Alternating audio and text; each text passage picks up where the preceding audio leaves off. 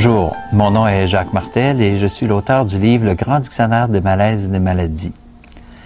Paru pour la première fois en 1998, cette première édition. Et c'est un dictionnaire qui est relié aux pensées, aux sentiments et aux émotions, qui souvent sont à l'origine de la maladie. Lorsque j'ai connu les ateliers de croissance personnelle en 89, j'ai vu que beaucoup de gens s'intéressaient aux malaises et aux maladies aussi. Mais il y a des gens qui allaient chercher dans les livres, dans un livre, dans l'autre, un autre auteur. Ils se retrouvaient un peu dans un peu dans l'autre, un peu moyennement dans un autre aussi. Alors l'idée m'est venue, je dis, on va sortir un livre où la plupart des gens vont pouvoir se retrouver.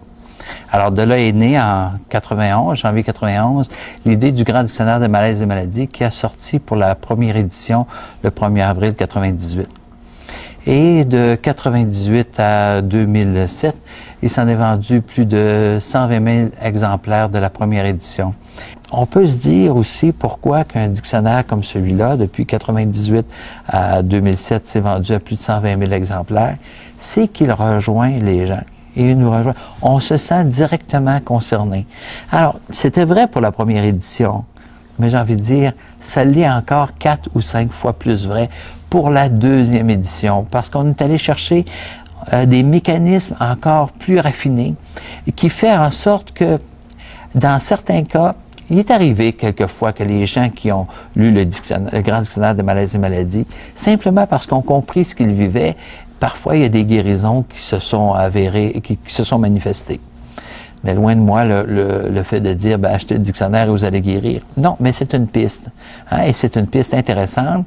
Et c'est une piste de compréhension, de nous connaître nous-mêmes et peut-être aussi de nous aider à connaître ce que vivent les gens alentour de nous. Par exemple, le cancer du sein. Souvent, le cancer du sein, ça provient d'une personne ou d'une femme qui s'en fait beaucoup pour ses enfants ou ce qui représente ses enfants. Alors, la deuxième partie est importante parce que ce qui représente ses enfants, parce que des fois, des gens vont dire, oui, mais telle personne que je connais a eu le cancer du sein, mais bon, n'a pas d'enfant. Oui, mais je viens de dire où ce qui représente ses enfants. Alors, quand on sait comment le cerveau fonctionne, par exemple, si une femme, elle a un petit-neveu qu'elle aime comme son enfant et qu'elle s'en fait beaucoup pour lui, alors, qu'est-ce qui arrive? Comme mon enfant, pour le cerveau, c'est mon enfant. Voyez-vous? Alors, ça peut être suffisant pour créer ce surstress-là et déclencher ainsi ce qu'on appelle le cancer du sein. Si une femme, par exemple, travaille dans un, je sais pas moi, un bureau et elle a un projet, hein, souvent on va dire, ah, c'est mon bébé, hein, c'est mon bébé. Qu'est-ce qui arrive si on fait des coupures budgétaires? Alors, ce qui arrive, c'est que le bébé en question est en danger de mort. Alors, ça peut créer un stress énorme, et ce qui fait que ça peut déclencher aussi la maladie. Alors, si une ou l'autre des situations que je viens de mentionner n'est pas le cas, je pourrais dire aussi, une femme avec son conjoint, femme auprès de son conjoint, l'amoureuse, mais il y a peut-être une partie que cette femme-là s'occupe de son mari comme si c'était son enfant, hein? Parce qu'elle va faire le lavage, elle va s'occuper de ses repas, s'occuper d'une partie d'elle, même si elle est une femme, qui va s'en occuper comme si elle était la mère de son conjoint. Alors, si le conjoint est super stressé, s'il y a des difficultés, de l'incertitude au niveau du travail, tout ça, il se peut qu'elle s'en fasse énormément et beaucoup. Et que ça déclenche aussi la maladie. Alors, qu'est-ce qui arrive? Le fait de savoir d'où provient les sentiments et les émotions qui peuvent amener à déclencher la maladie fait en sorte que, bon, même si dans le cas du cancer du sein, qu'une personne doive se faire opérer ou avoir un traitement quelconque, même si médicalement parlant, on dit par la suite à la personne, « Madame, vous êtes guérie », et qu'elle continue à s'en faire pour ses enfants ou ce qui représente ses enfants, ce qui peut arriver, c'est que dans les mois ou les années à venir, elle déclenche à nouveau un cancer. On dira à cette personne, Madame, vous faites une rechute.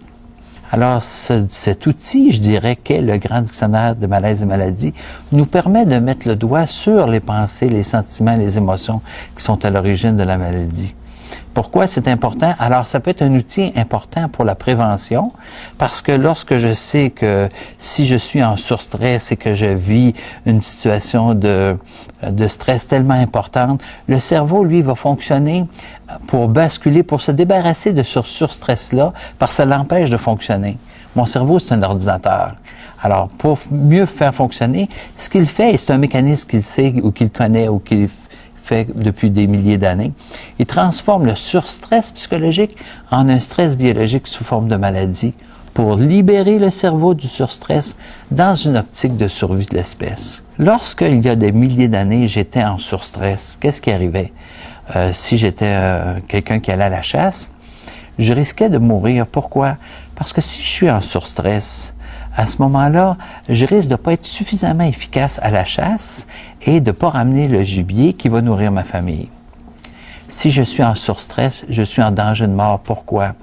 Parce que si je suis en surstress, je ne suis pas suffisamment vigilant et un fauve, il risque de sauter sur moi, que moi je meurs et ma famille aussi, par le fait même que je ne rapporte pas le gibier.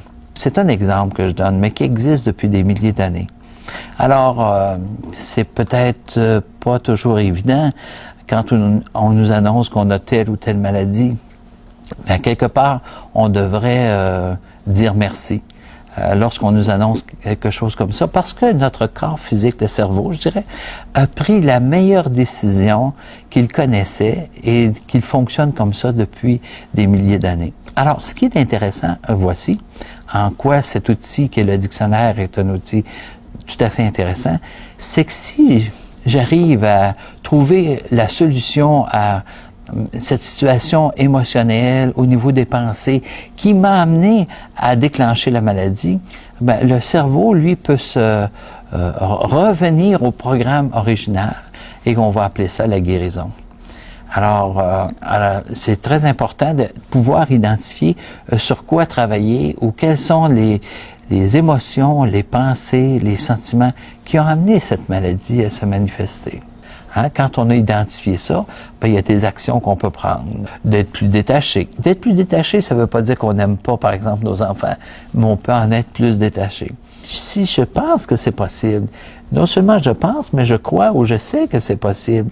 Alors là, je vais faire des démarches, je vais aller voir des gens, je vais aller voir, par exemple, le médecin qui est le plus ouvert à m'écouter pour prendre la meilleure thérapie, le meilleur traitement qui est le plus approprié pour moi, ou des choses comme ça.